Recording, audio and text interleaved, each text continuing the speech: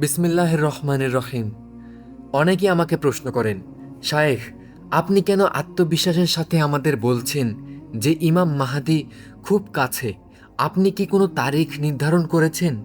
আমি আপনাদের বলতে চাই, আমি কোনো তারিখ দিচ্ছি না, কারণ গায়েবের জ্ঞান কেবল আল্লাহর কাছে। কিন্তু আমি আপনাদের সেই সিগন্যাল বা সংকেতগুলো দেখাচ্ছি যা আমাদের নবী সাল্লাল্লাহু আলাইহি সাল্লাম দিয়ে গেছেন। বর্তমানের এই উত্তাল পৃথিবীতে দাঁড়িয়ে আপনি যদি মনে করেন যে ইমাম মাহাদি আসতে আরও 100 বছর বাকি, তবে আমি বলবো আপনি আধ্যাত্মিকভাবে অন্ধ। আজ আমি আপনাদের ব্যাখ্যা করব কেন বর্তমান সময়ের প্রতিটি ঘটনা চিৎকার করে বলছে যে মানবজাতির মহান সংস্করণের আগমনের সময় হয়ে গেছে। আমাদের বুঝতে হবে ইমাম মাহাদির আগমন এবং দাজ্জালের আত্মপ্রকাশ, এ দুটি বিষয় সরাসরি ইসরায়েলের ক্ষমতার সাথে সম্পর্কিত। হাদিসে আছে, যতক্ষণ না ইসরায়েল একটি সুপার পাওয়ার হিসেবে আত্মপ্রকাশ করবে এবং জেরুজালেম থেকে বিশ্ব শাসন করতে চাইবে, ততক্ষণ ইমাম মাহাদি আসবেন না।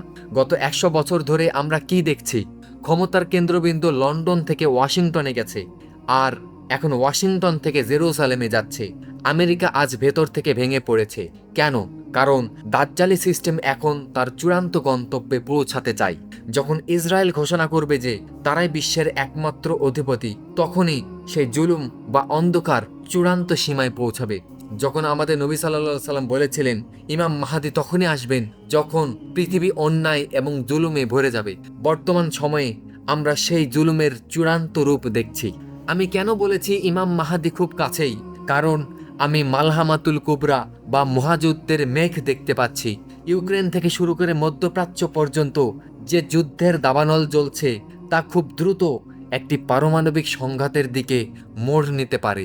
এই যুদ্ধে বড় বড় পরাশক্তিগুলো একে অপরকে ধ্বংস করে দিতে পারে। হাদিসে বর্ণিত আছে, ইমাম মাহাদি আসার আগে আরবের একজন খলিফার মৃত্যু হবে এবং তার সন্তানদের মধ্যে ক্ষমতা নিয়ে কাড়াকাড়ি শুরু হবে।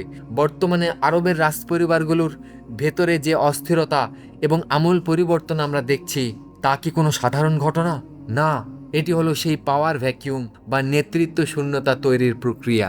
যখন আরবের এই সাজানো তাসের ঘর ভেঙে পড়বে এবং মালহামার কারণে বিশ্ব অচল হয়ে যাবে, ঠিক তখনই মক্কার একজন মানুষের নাম উচ্চারিত হবে, যাকে আমরা ইমাম মাহাদি হিসেবে জানি।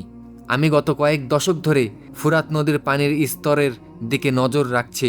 হাদিসে বলা হয়েছে, ফুরাত নদী যখন শুকিয়ে যাবে এবং সোনার পাহাড় যখন বের হবে, তখন ফিতনার চূড়ান্ত পর্যায় শুরু হবে। বর্তমান সময় দাঁড়িয়ে আপনি স্যাটেলাইট ইমেজ দেখুন, ফুরাত নদী আজ কঙ্কাল সার হয়ে গেছে। সিরিয়া এবং ইরাকের মানুষ আজ হাহাকার করছে। এই পানির স্তর নেমে যাওয়া কেবল পরিবেশগত সমস্যা নয়, এটি হলো ইমাম মাহাদির আগমনের একটি ভৌগোলিক টাইমলাইন।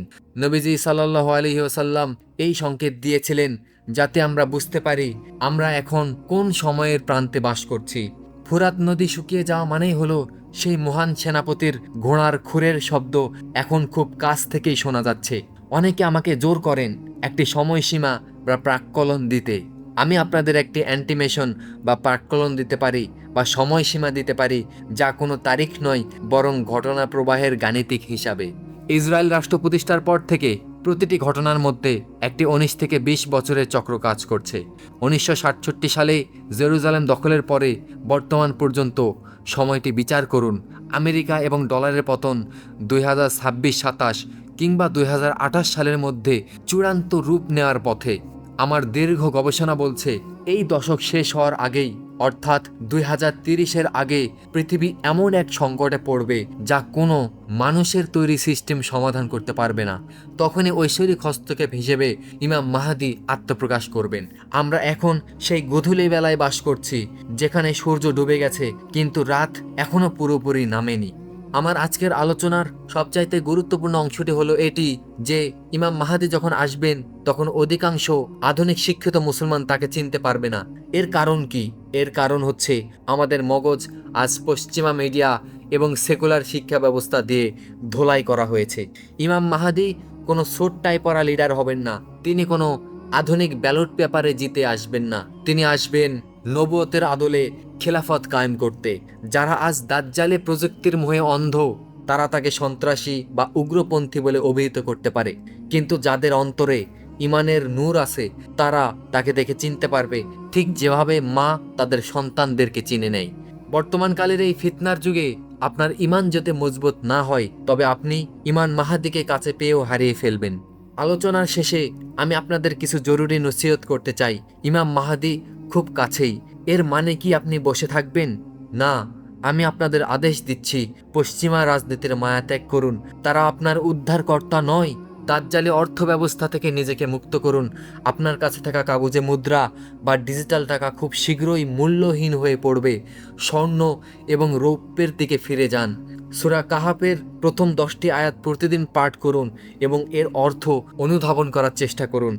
এটি আপনার নূর বা পথপ্রদর্শক। আমি বারবার বলছি, বড় শহরগুলো দাজ্জালের নিয়ন্ত্রণে থাকবে, তাই গ্রামে ফিরে যান, মাটির সাথে মিশে যান এবং স্বনির্ভর কমিউনিটি তৈরি করুন।